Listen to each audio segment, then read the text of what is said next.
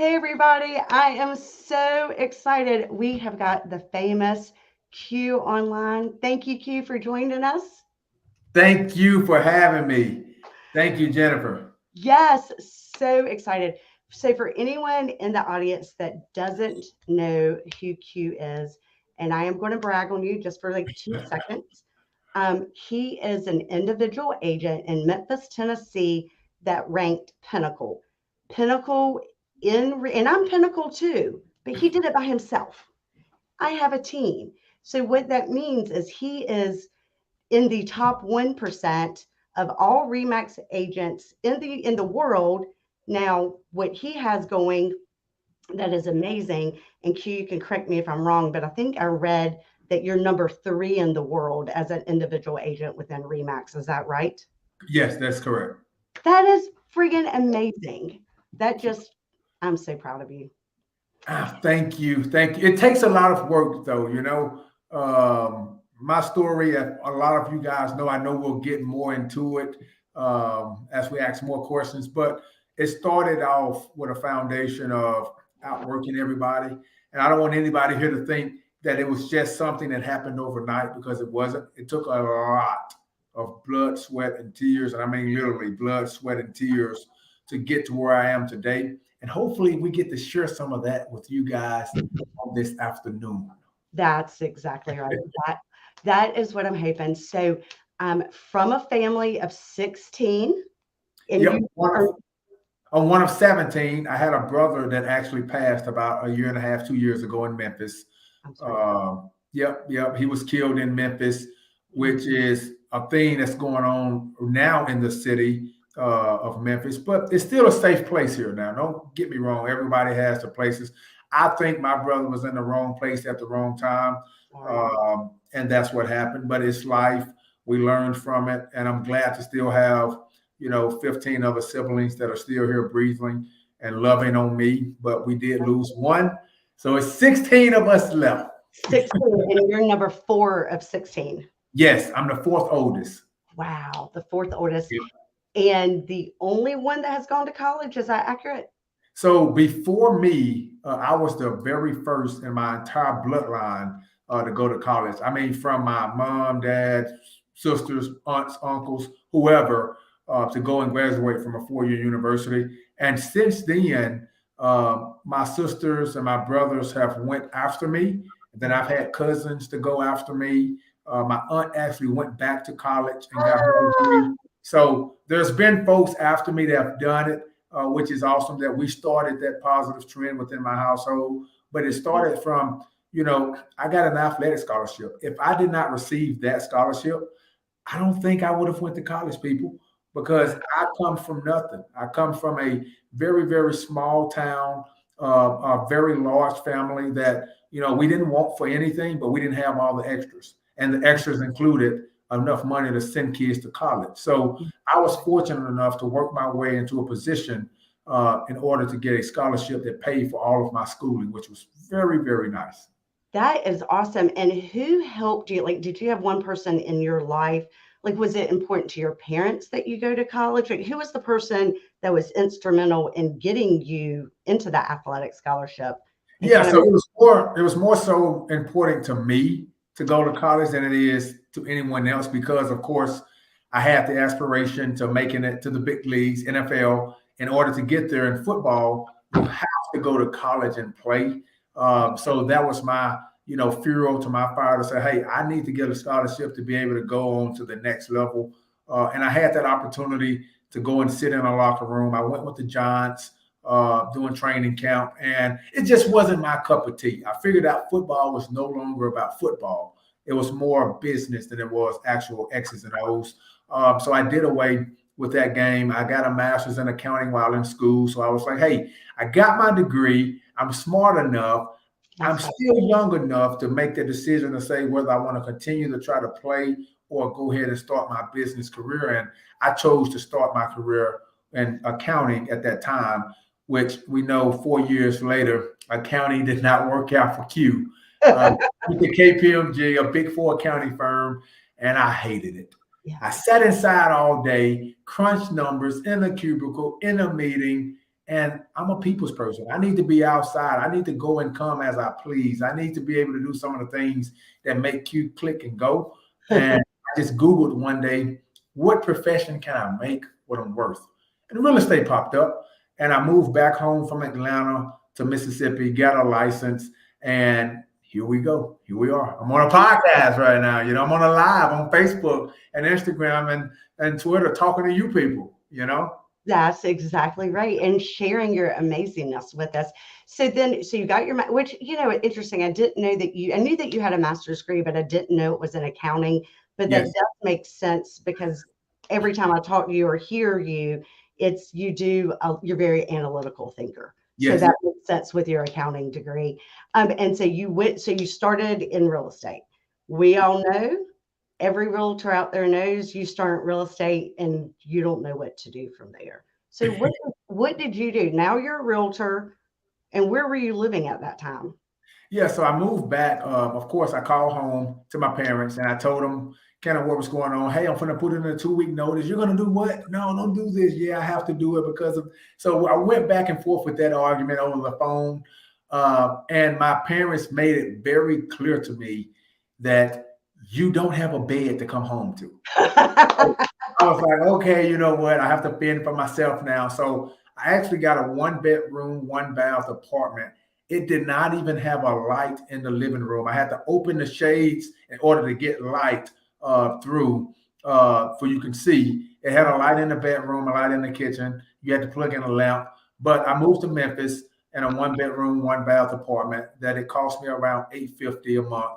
I had a car payment that was about $400 a month at that time, and I only had about $6,000 to my name. So now you're talking about $1,500 a month worth of bills before I would be out of money. You give and take, that's what, 3.5 months, Right. 4 months max. So I had to come home and I had to make something happen very, very quick. I got my license and I started cold calling, started door knocking, started meeting people in public, started doing all those things that most agents around the world hate. Yeah. I embraced it. I embraced it. And my first year in the business, I was able to sell 106 houses and I hit the terminal level. Holy cow. Yeah, it was crazy. I couldn't believe it. A lot of people ask me, how did you do it? Well, I had a goal not to sell 100 houses, but to make 500 grand my first year in real estate. All right. So I had a goal to do that. And it just so happened when you're in Mississippi, it's 100 houses that you have to sell to make 500 grand. Yeah. So I did that my very first year and I came to R4. I spoke. I did a lot of things within RE/MAX organization because of, that first year I had. And then I felt, okay, I need to up it. I need to up my game a little more. And I met Brian Bowes at my second ever RE/MAX convention. And I was talking to him and I'm like, man, I did this last year. My next year going into real estate, I want to try to hit diamond, because I hit chairman. Anything that I do, I like to do it twice. So I hit chairman's, and my next goal was to hit diamond. To tell the public, like chairman means you made $500,000. Okay, I'm so sorry. It's a lot of folks on here that's not RE/MAX related. Yeah. And I want to tell you people, I want you to be RE/MAX related. So I'm not explaining this, but I understand. But just so you understand, so chairman's is 500 grand, up 500 to I think 749 and dollars, not sales. So I did that 2 years, my first 2 years in the business. And then my third year in the business, I actually had a goal to hit diamond when I met Brian Bowes, and he was like, yeah, diamond is probably the best that you could do where you are. The next level up would be pinnacle. And he challenged me. Diamond means the goal was to make $1 million. A million or more. And Brian Bowes challenged me to go for pinnacle. And my third year in real estate, I hit pinnacle. And then last year being bypassed diamond. Holy cow. Doubled it. Didn't even know that I could do that. And then I always like to do something and then have it a prove it year. So last year being my fourth year in the business, I hit pinnacle again.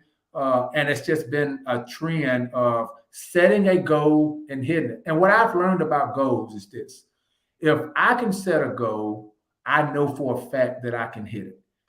Now, it's going to take work, but I've learned to set my goals so high, because who would have ever thought a kid from Mississippi can make $2 million in 1 year? In 365 days, $2 million. And also last year, I traveled 32 times to speak. Wow. So I set my bar way too low the year that I did not travel that many times. In order, who knows if I would have set the bar to 3, 4, 5 million, I probably would have hit it because I had more time to work with. But I set the bar so low in my mind that I kind of set myself short. So I always tell people, man, set the bar as high as you can ever imagine. And if you fall short, that means you set the bar at the right level. Anytime you hit a goal, it's not good. It's terrible. It's That's right. because you set the bar way too low. Yeah. I think just 4 years where the lowest you made was 500,000 in commission, and then 2 years in a row to make $2 million as an individual agent. I just want to pause for a second, let that sit in, because that's flipping amazing, Hugh. That is It hard work. I mean, it's amazing coming from, the life that I live now, but also where I come from. I still live off $40,000 a year. Still to this day, right now, I stay in an apartment. I don't have a nice luxury house. I still drive my same car from college. Uh, but I made it my business, in order for me to do some of the things that I need to do in life, I had to be able to start to invest early. All Yeah. right. So I didn't buy any houses my first year in the business. I didn't buy any houses my second year. My first time buying a house was a year and a half ago. Uh, And now I'm up to 42 houses, no mortgages, all paid off. And my goal was to get to a point to where me as an agent, I can leverage myself out of the business when I want. yeah. How many agents out there who've been in the business 5, 10, 15, 20 years, who they look back on their life and they say, hey, I should have started investing early? To all the young agents out there, or the agents who's right, who are still having time, that's maybe 5, 10 years in the business, and now you have extra dollars sitting aside. At what point, I want to challenge you, at what point will you say, someday I'm not going to ever sell a house again, because I'm not going to want to sell a house. All That's right. right. I'm going to be to a point to where I've invested my money in the right places, to where if I don't sell a house, I'm fine. And what I started to do is, early on, I go broke every single month, literally every month. I have commissions come in and I spend it. I buy a house. I have commissions come in, I spend it, and I buy a house, to the point to where we've did that, and I've grown my portfolio to over 500 grand a year just in rent. That is amazing. So, and I know Michelle is one of the ones on my team, and Yep. she's wanting to know about what made you start investing.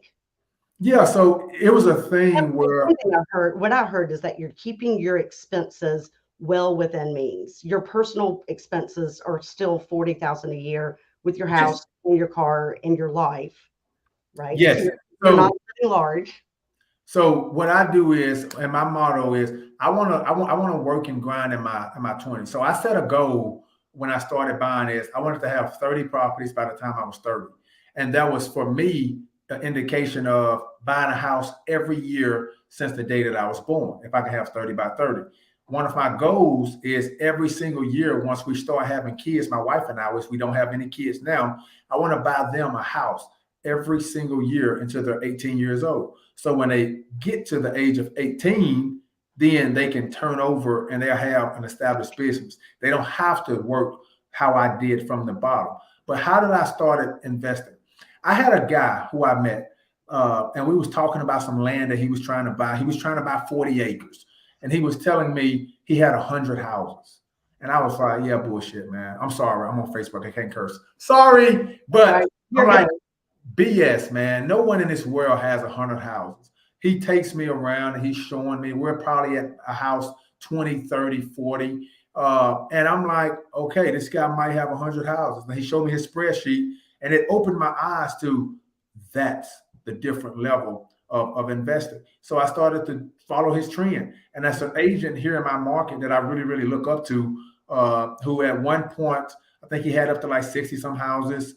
And my goal was to catch him as fast as I could, which I'm only like 15 houses behind him now. So I'm like, okay, I'm catching him. But his motto was he buy cash and he keep them cash, and that's his retirement fund. So he don't have to worry about the bank coming back and taking them from him. Yeah. And a lot of people, they tell me, Q, you should leverage. You should use the money and buy more and buy more. And I tell people all the time, I don't have a headache when I go to bed right now with those properties that I have, because if they pay on time, perfect. If they don't pay on time and they just pay later in the month, they're going to pay $150 in late fees. But let's just say this COVID thing happens again and everybody cannot pay. That no one can come in and take my properties from me. The least thing that can happen is I'll make half of what I was making a month from my rentals until the market picks back up. So I say, if you want to leverage, leverage. If you don't, don't. How I started was I would only buy what my money could buy at that time. And over the last 2.5 years, of course, it's been a lot more than what it could buy. And I've bought as much as I could, you know. And I'm to this day right now, I don't have enough money in my bank account right now to do anything. So I can't buy anything right now. Let's be clear. You told me you were 29, so your goal was to have 30 homes. 30 homes. Right? 30 by 30, but you're 29. You just turned 29 a couple of weeks ago. Yep. Happy birthday. Thank you. And you have 50 homes. Is that correct? So I have 42 right now, and I'm in the process of selling some stuff off right now, but I have 42 that I own right now. And awesome. Yeah. You've like you said, you have beat your goals. I have hit my goals, and I've changed it so many times to where, you know, I say, hey, I want to have 30, and then I have this, and now I've changed it to I want to catch Mike, I want to get to 60. And at some point I'll have 60 because I'm so committed on buying. But I say I was going to do this until I was 30. So I'm going to buy as much as I can until I'm 30. And then at that point, that's when I'm going to shift my focus on catching myself up to get my kids, before I even ever have them, getting their lives in order ahead of time. So, yep. That's absolutely amazing. And I see that Jorge is bringing us back into like real estate and wanting to know your track system. Do you still track your numbers? How do you, I mean, because it is, we all know real estate is extremely hard, and you in such a short period of time are a true legend, and you should be a worldwide legend, and you should be. So how are you doing it daily? Yeah, so I still track my points, 4 points a day. Nothing changes about that, which is 4 points is a contract, 2 points is a listing agreement, 1 point for showing a buyer a house. You get 1 point per buyer, not 1 point per showing. And then a half a point for me, potential customers looking to do business within 90 days. All that stuff is still the same. I have some other things kind of going on right now outside of real estate that I'm kind of shifting, but every single day I'm still chasing those points on top of doing some of this other stuff. I'm still traveling, I'm still speaking.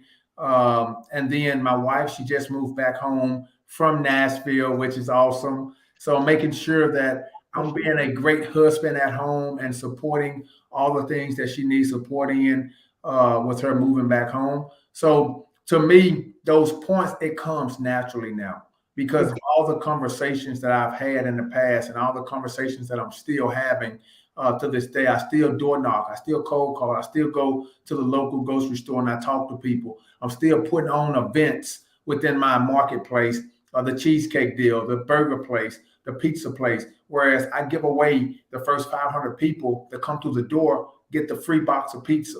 But that enables me to meet 500 people in one setting.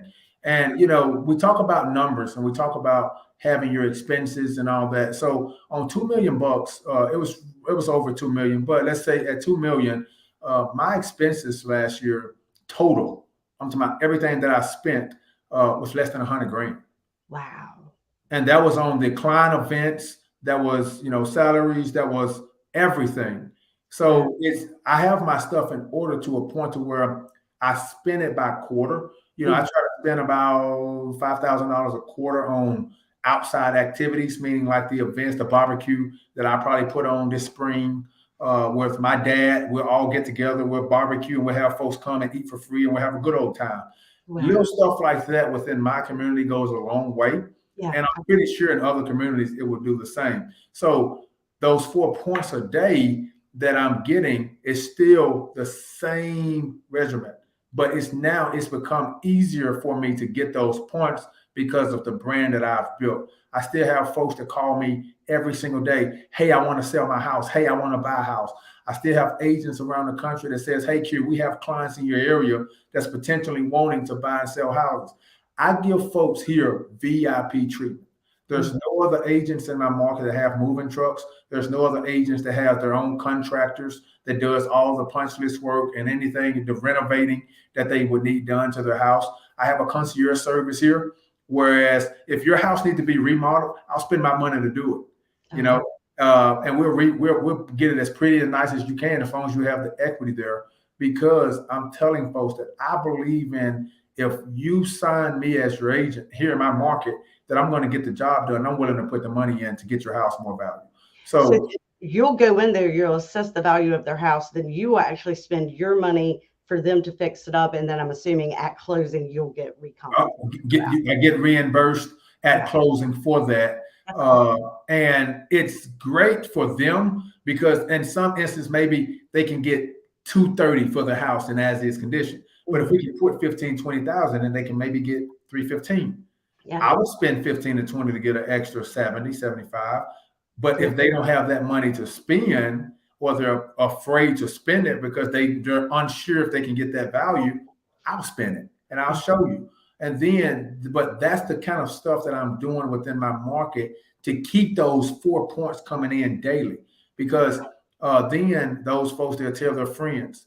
And a lot of folks might ask me, Q, how do you keep your business? It's because I buy a lot of property here. So folks call me to say, hey, I heard you bought XYZ house. Do you want to buy mine? I'm broke right now. I can't buy your house. I can help you sell it, you know. I'll buy it, but then I've built the reputation with the other agents. Yeah. Whereas if they have listings that, you know, that was under contract at one point and now it falls apart and now the buyer has bought another house, they'll call me to step in and buy their client's listing. Or they'll call me if U-Haul cancels on their client to use my moving trucks. Wow. For their client. So little stuff like that where I've built my relationship with the community, but also with the agents here to where they call me for just little stuff, advice, to use my trucks, to buy a house whenever they can't do it. So. And you built that name and that reputation in 4 years. Yes. Which is amazing. And then Rich has got a question for you about, do you have them sign like a promissory note? Like, yeah, so my attorney drafts all that up. Yep. Very smart. He handles all the legal part of it. But here's the deal. And like I tell my attorney, I really don't need it. He says I need it because I don't work with people that I think is shady people. If I have any sense in the world that I think they would try to pull a fast one on me, I just don't work with them, period. Like I turn down listings if I feel like that person and myself, we don't mesh well, or their desires and my desires are not the same. I don't take on every single listing that I go. I have turned some down because we just don't fit each other. You know, some of the things that they want me to do, I'm not comfortable doing. Some of the things that maybe I want to do that they're not comfortable doing, which is no hard feelings, but I walk away from some. Which I think gives you, I think that's too because you are confident. Yes. Because a lot of agents and a lot of new agents certainly would not have that confidence. I mean, they are struggling. So for you to have that confidence to say, hey, it's not a right fit, is pretty amazing. Yes, ma'am. And go ahead. What's the average price point of the homes in your area? So it used to be around 225. With after COVID, that bumped that number up. It's now around 295, 300 is the average price point here. For investment property, you can still get stuff under 200. So at 300,000 on average, and I am not the mathematician, definitely not the accountant. how many homes is that a year that you're selling to get $2 million in commission? So I sold 307. That's amazing. By himself. Keep in mind, by himself. I think that's absolutely Yeah. amazing. That means you have systems in place. Yes, it's a very strict system which we follow because my main thing is what has allowed me, I guess, to be successful so quick is I always understand what's going on within my local market. Yeah. For example, when I first started in the business, I searched in my MLS like all the cash sales. Mm-hmm. I figured out which agents was dealing with the cash buyers, and I would call those agents and say, "Hey, what is your client looking for?"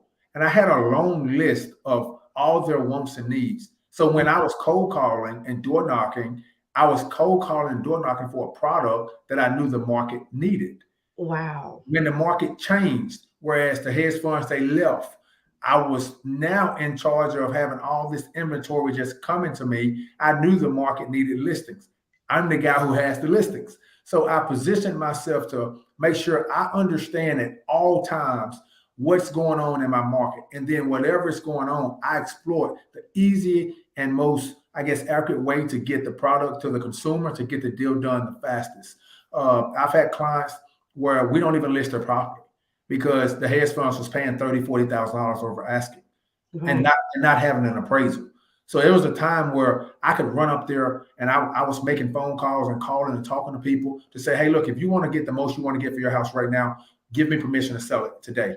And I go to the funds and get an offer and bring it back to them the next day. And they're like, "Holy crap, they're going to pay me what for my house?" "Yes, sign, let's go." So, but I understood that they were doing that because I was making those calls to those agents trying to figure out what it is that their clients are wanting.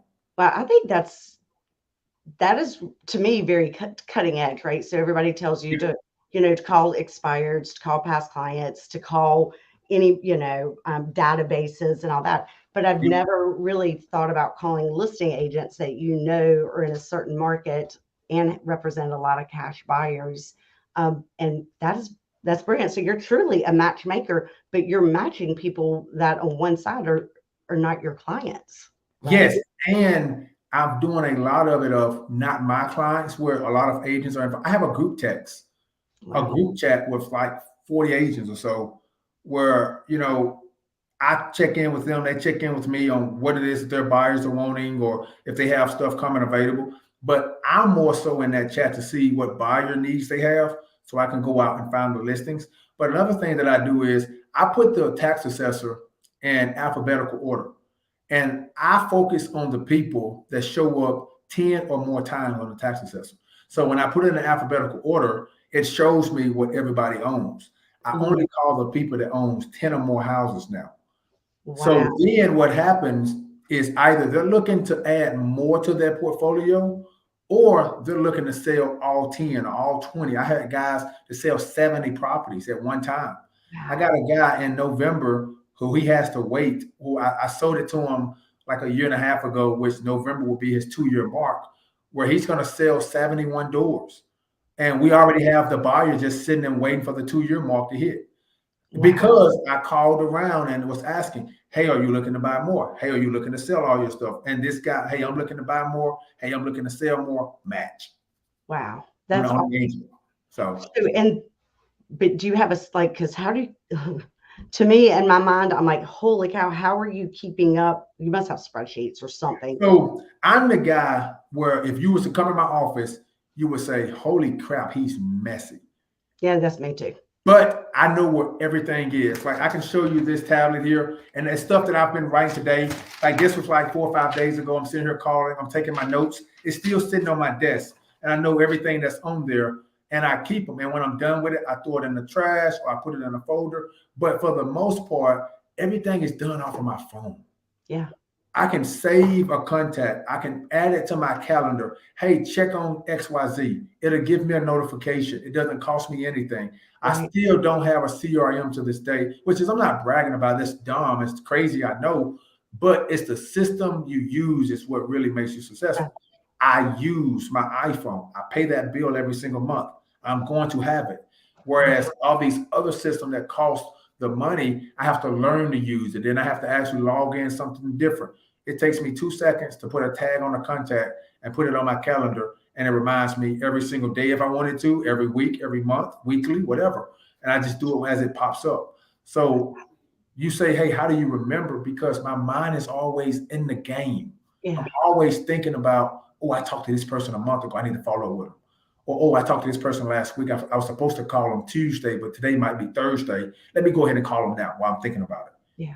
And, that's how I'm able to do it. Now, your poor wife, are you able to find that time to spend with her? So I've been lucky over the last 2 years when I've had my most incredible years that she was living in Nashville for PA school, which is 3 hours away from me.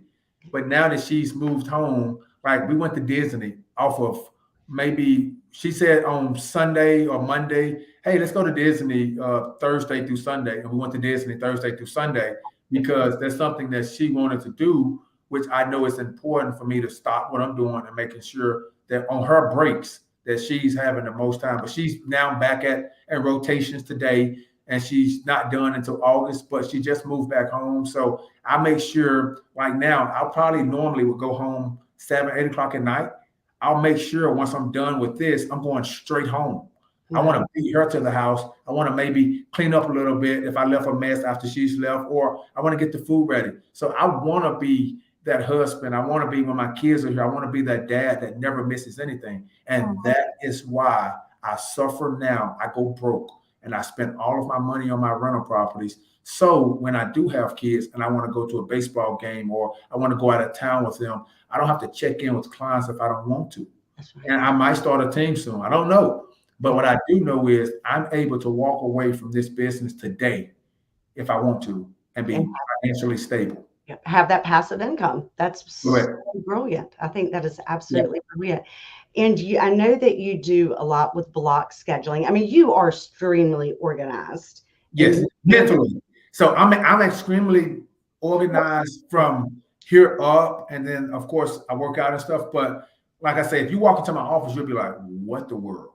Yeah, that's okay. I understand that. If you look, you can't walk in my office. Yeah, I completely get that. But you do block scheduling. You work out, you have your naps, you have your door knocking, your phone call. I mean, you have it all pretty scheduled out. Is that right? That is correct. I break down my 168 to the last minute. And what that 168 is, we all have 168 hours in a week. We have to break that out and to understand how much time that we truly have left over to work on our real estate business. So for me, I know that I want to play my game 2 or 3 hours at nighttime every single day. So I put 21 hours a week in my schedule to play my video game. All right. I know I want to go to the gym. So I put, 8 hours a week to go to the gym. I know I want to sleep 7, 8 hours a night. So I put in my schedule. So then I come up with how much time do I have left over to dedicate towards real estate, towards going to my high school, giving back to the kids, towards going to this place, doing this, going out of town to speak.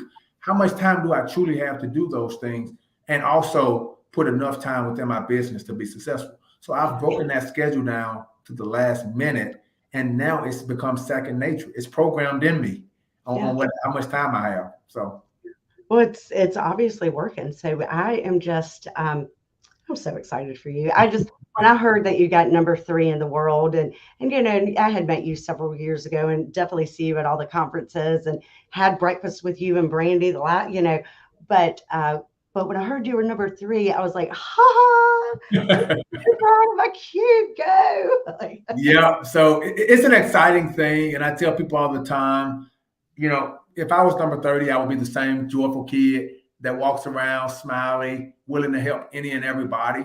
And if I was number 1, which I think soon I'm gonna punch that number 1 spot, but there's no question in my mind. But I tell people all the time, to me, it's not about that ranking. It's about all of my other things back home, all of my ways that I'm setting things up in order for me to be successful long term, well beyond the gram of selling real estate. Because I tell people all the time, I don't only want to be known as the guy that sold a lot of real estate.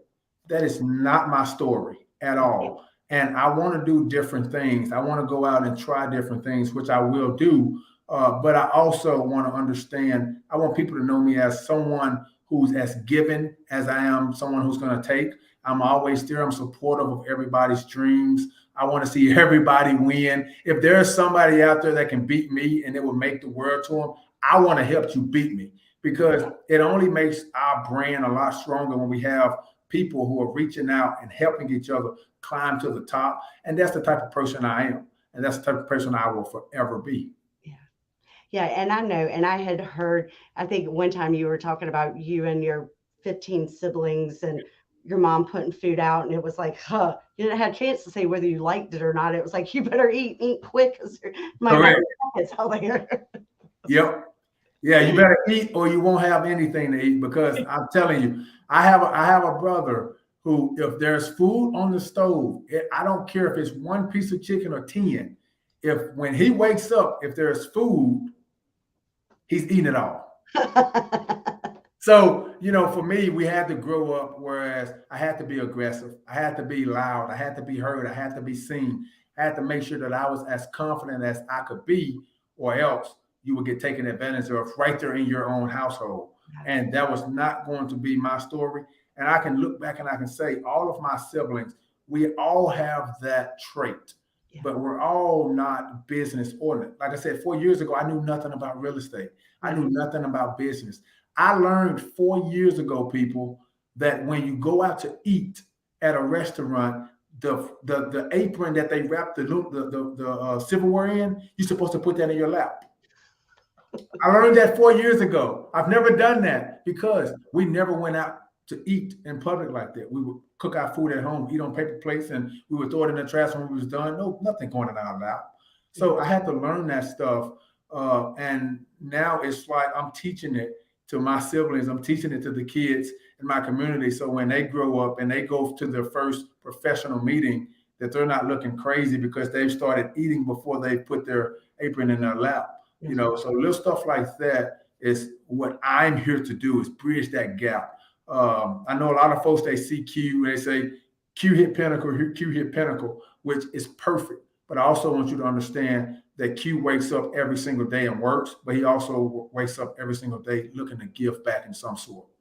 I love it. I think that summed up everything. I think you said it beautifully, and you definitely do give back. And I've heard you speak multiple times about all the different ways that you give back and who you give back to, and how you truly want to be a mentor and an inspiration to the people that look like you. And I think that's amazing. Thank you so much.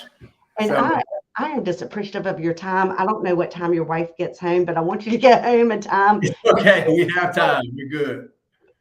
Well, fabulous. So anything else? Do they have any questions that I missed? I know I saw some stuff pop up at the bottom, but I was so focused on you and what you were saying that I didn't read. So is there any questions out there that maybe I missed? Maybe you guys are wondering. Ask me. I want to make sure we answer those questions.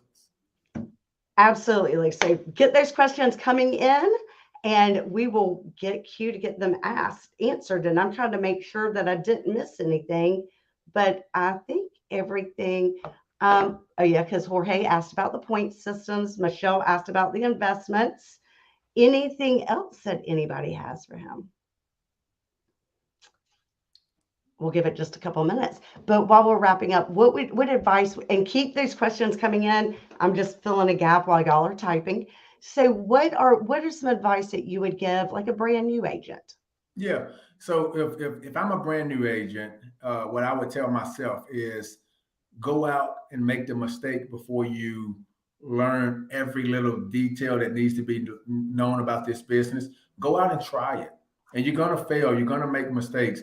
But what you're going to learn is you learn more from those mistakes than you will sitting in the classroom, not going out and trying. So don't be afraid to make those mistakes. Hey, talk to more people today than you talked to yesterday. Make that your trend every single day, to a point to where you're talking to 300 some people a day today, and you have to go out and do that same thing tomorrow in order to beat yourself. Make it your game plan. Start today with 1. And tomorrow it's going to be 2. And the next day it's going to be 3. Eventually, you're going to get so comfortable and so confident with talking to folks that it's going to become second nature. But it has to start today. It cannot wait no longer. So talk to more people today than you did yesterday. I love So it. glad you did. But what made you choose Remax? So what made me choose Remax was very simple. It was the family atmosphere that I felt when I came in to interview with the company. I had a personal relationship with our owner, Sammy Knight, here back home. And when here it goes back to 4 years ago, where I did not know Remax was a real estate company. The biggest brand in the world within the Remax, within the real estate realm, I did not know existed. And when I talked to Sammy before I moved to Atlanta, he was telling me to come to his Remax to do the accounting. Okay, because I'm an Ole Miss guy. He lives in Oxford. He's an Ole Miss fan. I was a player. He was trying to help me out. So by telling me to come to his Remax and do the accounting. Well, I took the job in Atlanta. So when I came back, I called Sammy because I knew Sammy was in the business world. And I just asked him, hey, who can I talk to about real estate?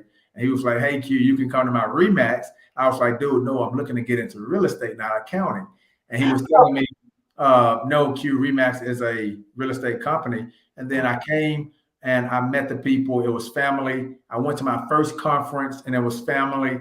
And I started to see a trend of high producing agents that was willing to reach their hand out and say, hey, my guy, it looks like you're up and coming. Let me help. And that attracted me to say, okay, you know what? I'm with the right company, right brand.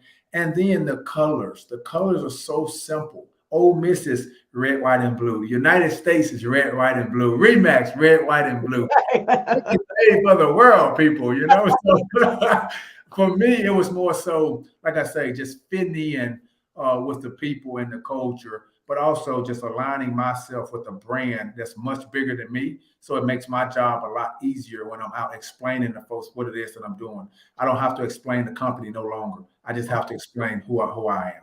I love it. So Yep. any advice for college kids getting their license now? And Sarah's asking for her son who's in college and working to get his real estate license.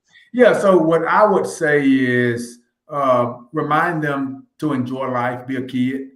Remind them that the ages of 19, 20, 21, 22 are the ages that they should be enjoying and growing and figuring out other things other than work. Because real estate is work. From the day you get your license, it's some sort of work. You have to show people that you're capable of doing it. So I would make sure that, hey, it's perfect that they're thinking along that train. But with them being so young, we have to be careful because, like for myself, I look at this real estate game now being so young, and I say, "Hey, I've accomplished X, Y, Z in 4 years, but I'm not even 30 yet."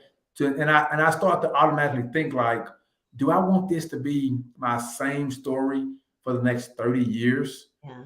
You know, so I want them to create a story now in their youth, in their younger days, that when they actually start working in real estate, that even if it happens fast enough, they can look back at their life and say, I've done X, Y, Z, and I'm proud of all these things, but now I'm doing this and I'm happy doing it versus all I've done with all of my adult life is real estate. So, you know, I would encourage them to get that license, but also encourage them to focus on other things. That's right. Being a kid. Yep. Any Yeah. ideas? Can you give me ideas for someone without a huge network of friends? It's very simple. You create your network of friends. There's no limit of the amount of people that you can meet every single day, brand new people.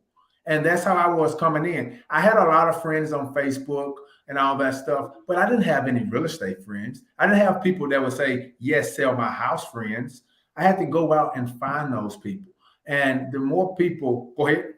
I was going to ask you, Hugh, didn't you, and maybe I'm wrong, but didn't you volunteer at your local Kroger just I to did. meet more people? So, right. So what I would do is I would go to Kroger and I would bag people's groceries and take them to the car. And I would go in and fake grocery shop just to meet people and give them my cards to talk to them, just to build that relationship and that name within my marketplace.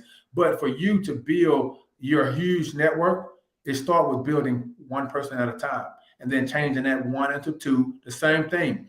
You start today with saying, hey, I'm going to meet 10 people. You better meet 11 tomorrow, at least 11. And if you go on and if you make that your theme every single day, in a year, you'll look back and you'll say, you know what? That small network I used to once have is now large. And That's right. now business will start to come in because those folks will see that you're showing up every day, giving it all you have, and you're not afraid to go out and meet the next person. That's right. That's exactly right. Good. So how often do you call the same person like a lead? I don't want to bug people. Bugging people gets the business. And when you're at a barbecue and a fly is flying around, you're not going to swat at a fly unless it's bugging you, right? If it flies by once or twice, you're going to ignore it. But if it continues to come, that's when you're going to start paying attention to it. If your brakes are continuously squeaking, you're going to pay attention to them. If they squeak one time, you're going to never ever think about it again. If the doorbell rings once, you might not get up. But if somebody's there spamming it, you're going to go. So don't be afraid to be the pest, to be the bug. Because the bug sometimes get that attention that it needs. I love it. But for me, you say, how many times do I call? I call them as many times as it takes. If I feel like there's someone that's going to do business with me, and every single time, so regardless if it's my first time calling you or my second time, or if I've known you for 30 years, I'm not even 30, but if I've known you all my life, my motto is if I'm calling somebody, I call 2 times back to back. So if I call you and you don't answer, I hang up, I call right back. 9 times out of 10, the person answered the phone the second time because they might not know the number the first time, or if they did, they might think it's an emergency. If you call 2 times back to back, so they're more likely to answer it. So I do that regardless if I'm calling a brand new person or someone I've known for forever. I start there, and then after I've called twice back to back, if they still haven't answered, I leave a voicemail, and then I shoot a text, and then I might call that person later again that day or the next morning. Yeah. So I love it. It's all, I think with you, it's all about your positive attitude, and you don't see it as bugging somebody. You see it to help them. Correct. Because here's the deal. If they look at it as me bugging them, then it's probably someone that I'm not going to mess with and do business with. And at that point in time, I could care less what you think about me. You know, so if you are so upset because I'm actually working, then that's not my problem. Now, if I'm bothering you, tell me, and I promise you I'll stop. But if it's just a point of a fact that I've called you multiple times, if you haven't told me to stop calling, I'm going to keep calling. Yeah, that's right. And I think when I had spoken to you the other day and I was having my little meltdown, and you were so awesome because you were like, well, the way I see it is, they didn't want I was putting the notes on everybody's yours, and you're like, well, if they didn't want it, they didn't want it. You just need to find the person that does. You're just one step closer to finding that person that says yes. And I was like, okay, good attitude. That's exactly right. That's it. And that was a real life, moment, situation. But that's how I live my day-to-day life of saying, you know what? If this person don't want me, then the next person might. That's why I tell my wife, baby, don't leave me. Because I ain't gonna cry for too long. Because I know it's somebody.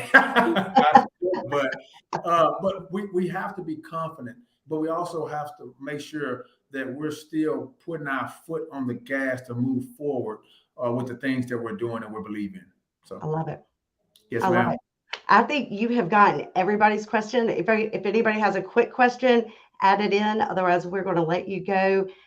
Get your house clean and get dinner cooked for your wife.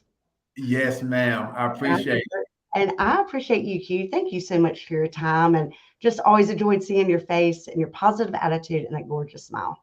Yes, ma'am. Thank you so much. So awesome to be on and continue. I watch them when you post them. This is awesome stuff for not only the real estate community, just people in general that's thinking about buying or selling, or maybe thinking about getting in real estate. I know they're watching this, and this is an awesome thing that I look forward to on Mondays. So, well, awesome. I appreciate you, Q, and thank you so much. And I'll talk to you soon. Peace. Peace.